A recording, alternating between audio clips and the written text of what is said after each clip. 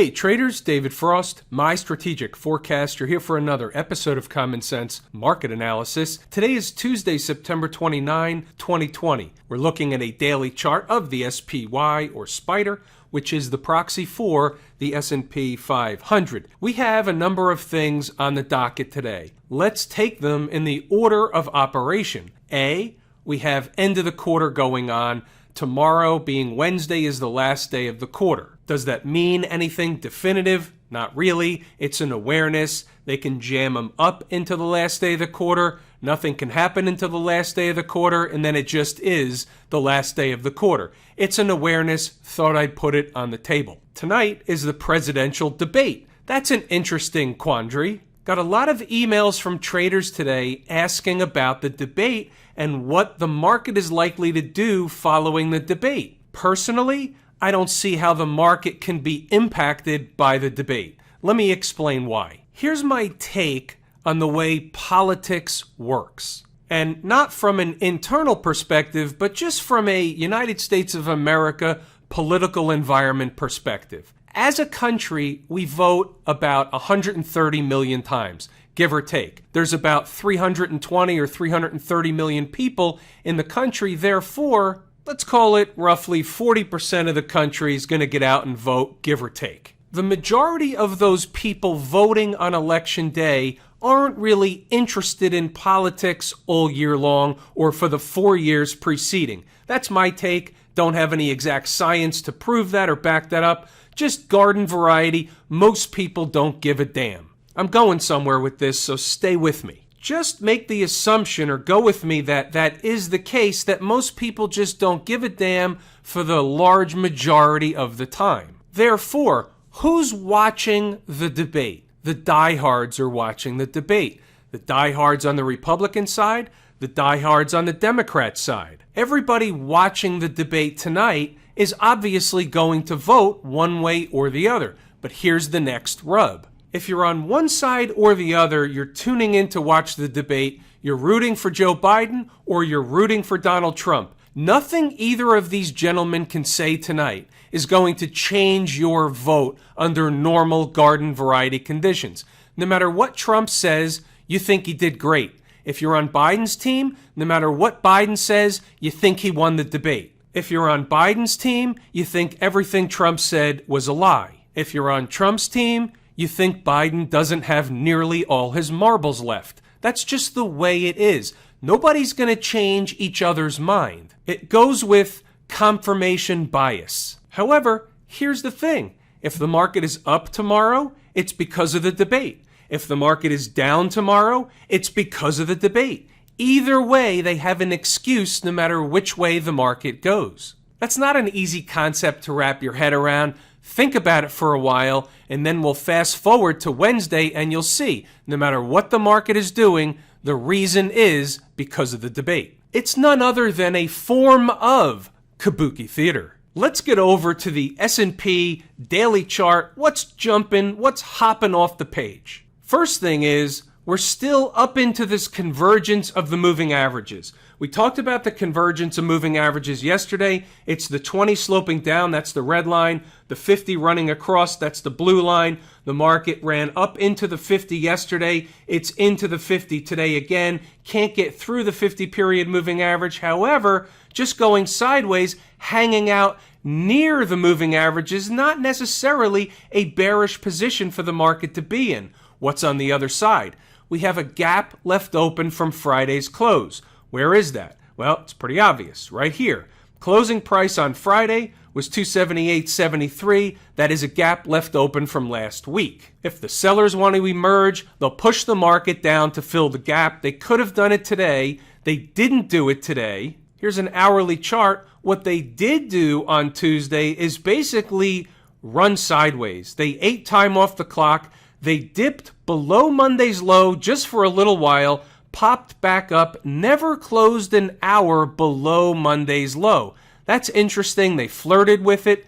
They threatened it. They never closed an hourly candle below Monday's low. That low was 332.15. The closest they came was this hourly close here, 332.18. The next candle closed above. The next candle and everyone after that closed above yesterday's low, 332.15. What do we know about that number? It is important. Back to the daily chart, the market is in an interesting position. So we made a low a few days ago and they ran up into the convergence of moving averages.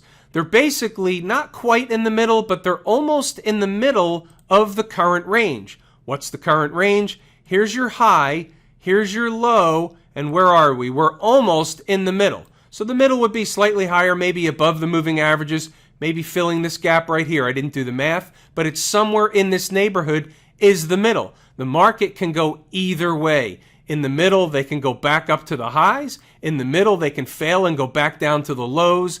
Either way, it's a coin toss. However, above the moving averages, that turns things slightly bullish. However, remember what we said last night, and this is always the case, this essentially right here is your breakdown area. Let me explain. The market comes down and it goes sideways for several days. It looks like it's creeping back up only to get stymied by the moving average, and then all of a sudden, one day the market closes here and gaps down and never looks back. That gap down is essentially the breakdown area. So therefore, the closing price from the 16th of September this month, 338.82, we talked about this last night, that's the gap. That is an objective that the market would want to be getting to fill that gap. Can they do it? Can they get above the moving averages? That's a mystery. If they hang around the moving averages and continue to eat time off the clock under these moving averages for another couple of days, certainly they will be building energy to make another push higher. To do what? To go fill the gap. We're calling it 339 for argument's sake. So here we go again. Again, we're in the middle. So here's a gap and here's a gap below. Look where price is. We're dead in the middle of the two nearest gaps, one above up north, one below down south. Which way's the market going to go? We'll blame it on the debate either way. Let's go back to the hourly chart for a moment. Got some questions that come in, and I want to address how you trade a bullish, flaggish kind of pattern. We're going to go over the variables that exist and what traders can and what traders should not do as a result of these bullish, flaggish patterns. Before we do that, we're going to run through the commentary from inside the numbers. You're also going to see a lot of reference to the bull flag / bullish flaggish pattern inside the numbers. That was the prevailing pattern yesterday. It was the prevailing pattern today. They flirted with the lows. We were discussing it all day long. Unfortunately, the market really didn't have any conviction one way or the other today, so you're going to find a lot of false starts throughout the commentary. So here's what I'm going to do. I'm going to run through the commentary. I urge you to pause the video, read the notes, go back to the charts, see what happened, see if the information can be of value to you. In the early thoughts in the pre-market, you'll notice here we're discussing a couple of numbers. ES 3320 to 3315 zone. We have to be aware of the south side. We have to be aware of the north side. The north side, 3363, was where the market paid a visit to in the overnight futures. We're aware of the north side. We're aware of the south side. You know the routine. Here's a 5-minute ES chart. Everything to the right of the vertical is today's activity. 3320, 3315 are the two lines horizontally running across the screen. You'll notice where the low came in today, right in that zone. Know thy numbers. Raise your hand if you think that information could have been helpful to you during the trading day. So we're moving right along. You'll see MKC does the deal. That was McKesson. That was one of the stocks on the move. We'll get to those later. You'll also notice nobody should be chasing UNFI. We'll also get to that later. Open below the number. I want to make sure that everybody understands what happens when stocks open below the numbers. They have a different destination in mind, takes the trade off the table. We'll get to that one too. It's important to continue to review these issues. We have an awareness of 332.15. We already talked about that. That was yesterday's low. That was a line in the sand on hourly closes. Moving right along. You'll see here the only area of interest that's for this trader, meaning me, was below or around yesterday's lows. If they're going to break out, they've got to get above 335. They'll go to 335.75 and then some. That did not happen. That is still not off the table leading into Wednesday. Certainly will have a lot to do with where the market opens up on Wednesday morning. Do they open within the same range they've been in for a couple of days? Do they open below it or do they open above it? That's going to obviously tell a huge tale. Let's get on with the notes. You can pause the video, go back to the charts, read them at your leisure. I urge you to do so if you're at all active in the market during the trading day. This is something that you can take advantage of each and every day. It's like a tour guide for the markets during the trading day. I'm not going to read you all the notes today. It was a pretty back and forth, boring day in a chop shop formation, but you never know exactly what you're going to get. Here's a chart, and as I like to say, a picture's worth 100 words. I know it's 1,000. I like to use 100. Same deal, no change. They're in this bullish, flaggish type of range, emulating from the gap up on Monday. So there's really no change. The market's been running sideways for 2 days. They're eating time off the clock, or they're going to fail, come down and fill the gap. Moving right along. And that's it. It was a grinding chop shop formation all day long. Frustrating type of market, chops traders up. Let's take a look at stocks on the move. We had MKC, ZTO, Workhorse, and UNFI, which we discussed before. They jumped the target. We're going to take a look at these charts. We'll start with ZTO because in the notes, if you read the notes, what you saw was, at least for me, ZTO was off the table at the $30.35 price. Why is that? Look at this candle here making a low of $30.38, and then it bounced away. Now, it didn't bounce away a ton. It didn't go on a rocket ride, but it did it enough to where I questioned the trade. Now, here's what I want traders to understand.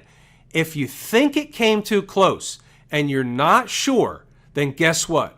It came too close. If you're not sure about a trade, don't take the trade. There's always another trade coming around the corner. Found some support at the $30.35 level, bounced up a little bit, but proceeded down to the second number, gave a tiny trade, and at the end of the day gave up the ghost. So these two numbers certainly did stop price from falling, but it never gave the type of rocket ride we're interested in. It was essentially a no trade. No harm, no foul. Different story on McCormick. I said McKesson before, it's McCormick. My apologies, I got the mix mixed up. And by the way, in the end, what difference does it make what company it is? There are 3 or 4 letters on a chart. All charts act and react the same way. We're looking for a quick trade. We're not looking to marry the companies. So we had 2 numbers on the board bright and early. 186.12 was the first one.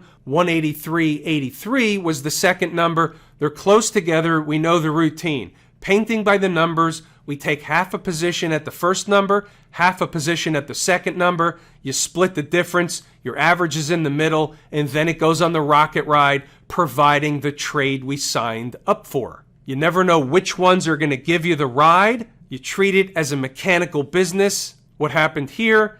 The stock made a high of 191.82. Average was right around 185. That is a bona fide trade. It's better than a base hit. Could be classified as a double. Some may classify it as a triple. Some may classify it as a rocket ride. It's a really, really great trade. It was clean, very little heat. The low of day happened to be 183.22. We had a beat on the numbers. This one's for the newcomers also. Why do I have 2 numbers on the board, and why do we take half a position at the first and half a position at the second? And the short answer is, and the easy answer is, I can make a case that both numbers, 186.12 and 183.83, were the destination today. We don't know which one it's going to be. If I can make an equal case that they're both destinations or possible destinations early in the morning, then we use them both. We take half a position at the first and half at the second.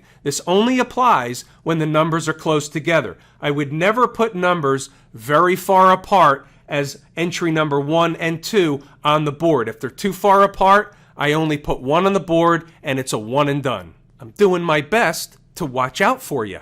So if ZTO was a dud and MKC was a really great trade, sometimes we have to sift through the crap to get to the diamonds in the rough. Not that ZTO was a shitburger or crap or anything, it just didn't work. It was a no trade because they pulled up short right in front of the number before doing the number. So be it. How about UNFI? Now here's a situation where the stock opens below the number.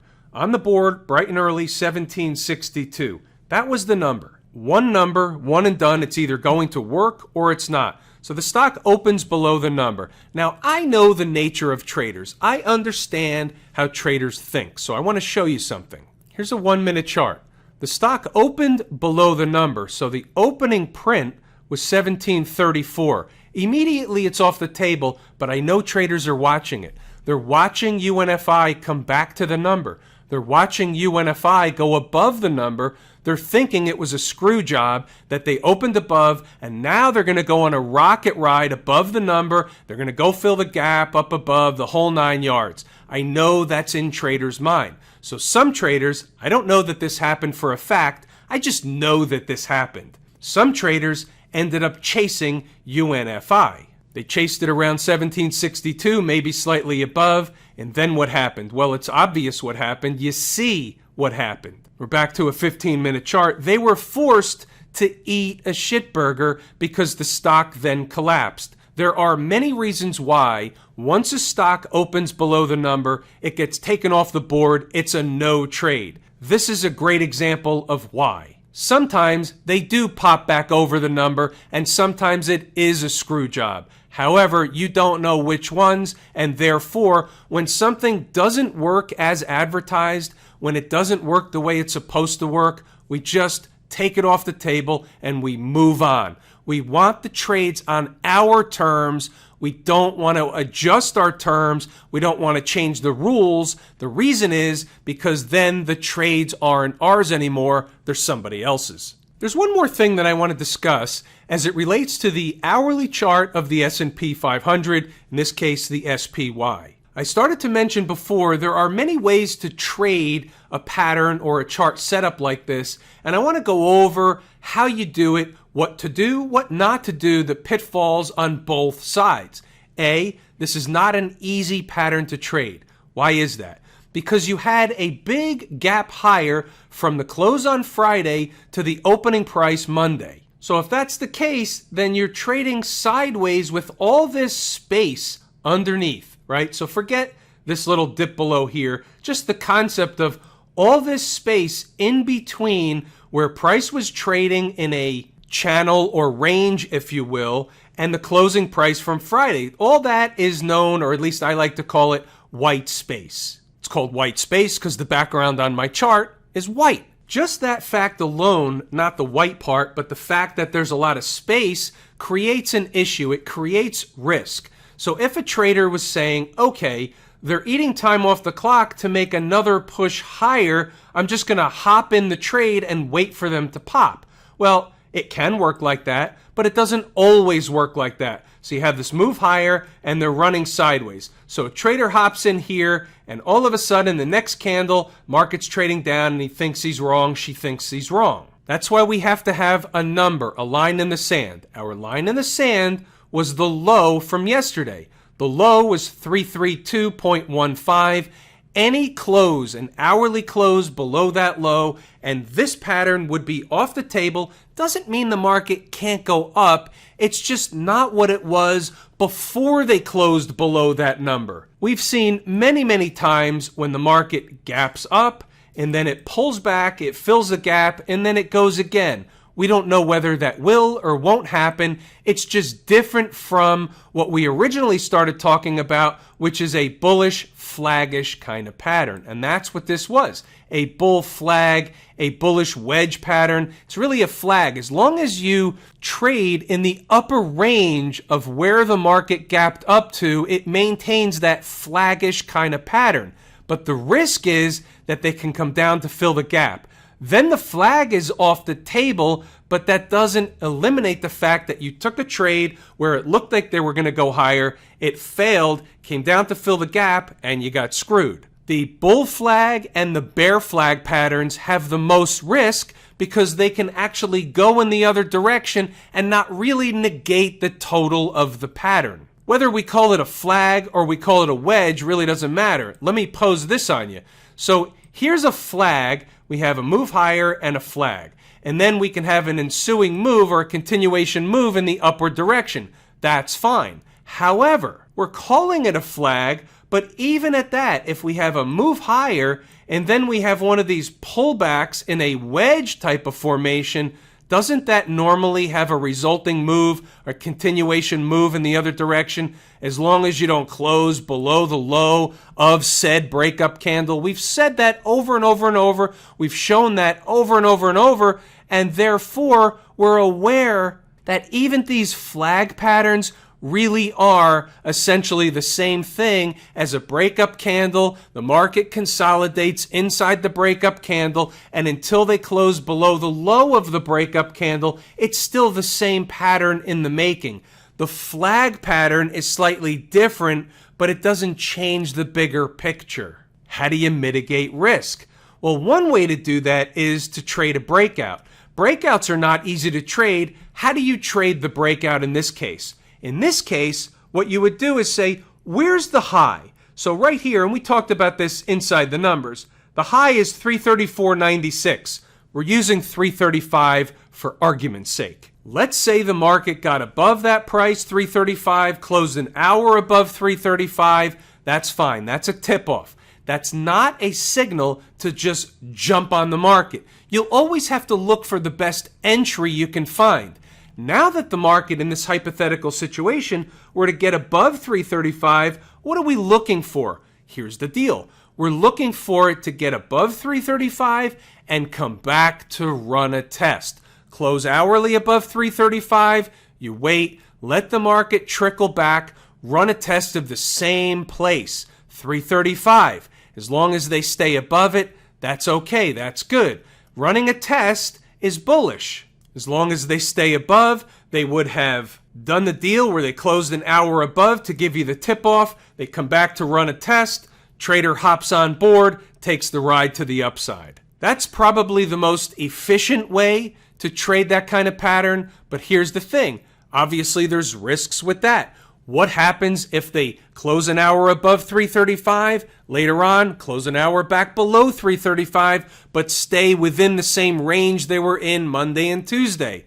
That's trading. Welcome to the world. Welcome to the party. Life of a trader. Hopefully that little explanation helps somebody out. For now, let's move along to another market. Camp IWM. Flat today, up 9 cents. That's a rounding error. We're calling it flat. They're centered around a big fat round number of 150. You have a gap above, you have moving averages above, and it's all the same market. So if markets are going to go up tomorrow, the IWM is going to go up, the S&P is going to go up, the Dow is going to go up. You know the routine. Obviously, the Qs will go up along with it.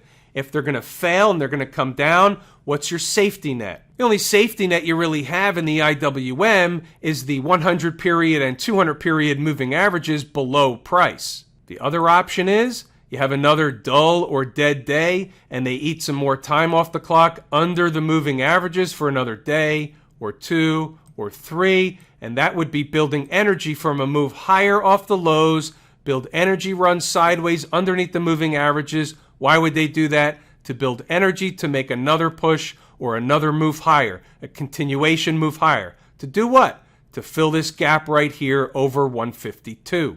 No surprise, same routine. We talked about it yesterday. Now, keep in mind, the IWM is my favorite market leading indicator. It was flat today. The S&P was down slightly, so that is relative strength to a degree. It's flat. There wasn't that big of a spread between the two, so we're not going to make a federal case out of it, but it did have a slight tinge of relative strength. However, we have some divergences out here. My second favorite market leading indicator, which are the folks down at the transportation department, they were weak. 139 points down in the red today, well over 1%. We have to take heed in that. Came right back to test the 20-period moving average. Closed right on the 20-period moving average. There's still a gap down below. Here's a gap left open from the 25th. Closing price is $11,270. They did not fill the gap today, so that is an open item. Start trading hourly below that gap, trouble. Fill the gap and take off back in the northern direction, and all they were doing is running a test, fill the gap, resume in the northern direction.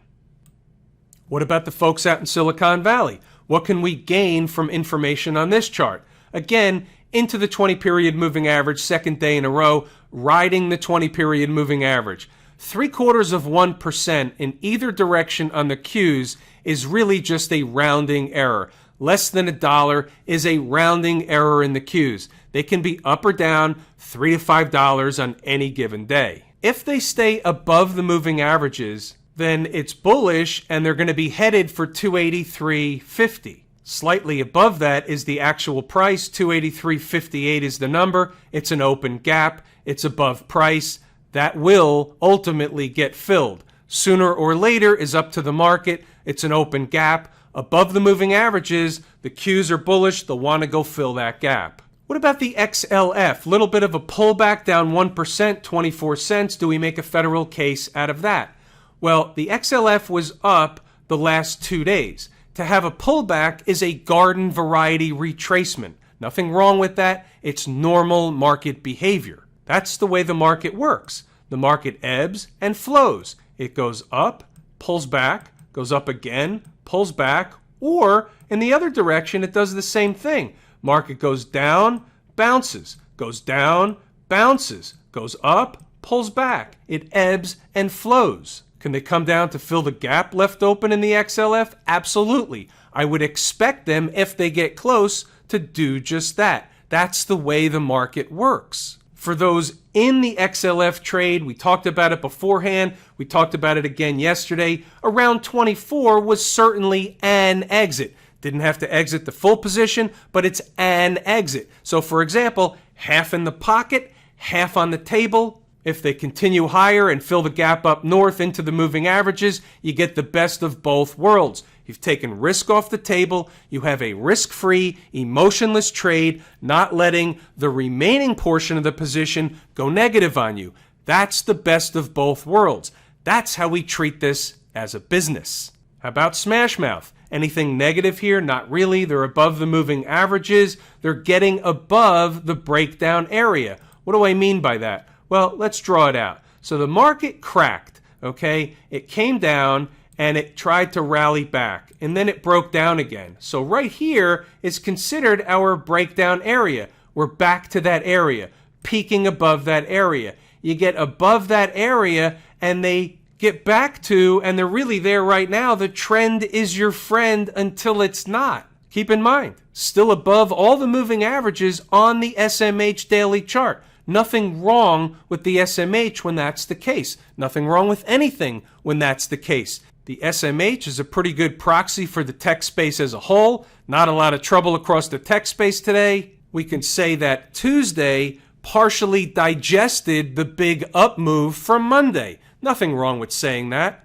That is also normal garden variety market behavior. Have I told you how much I appreciate each and every one of you? Without you, these videos are not possible.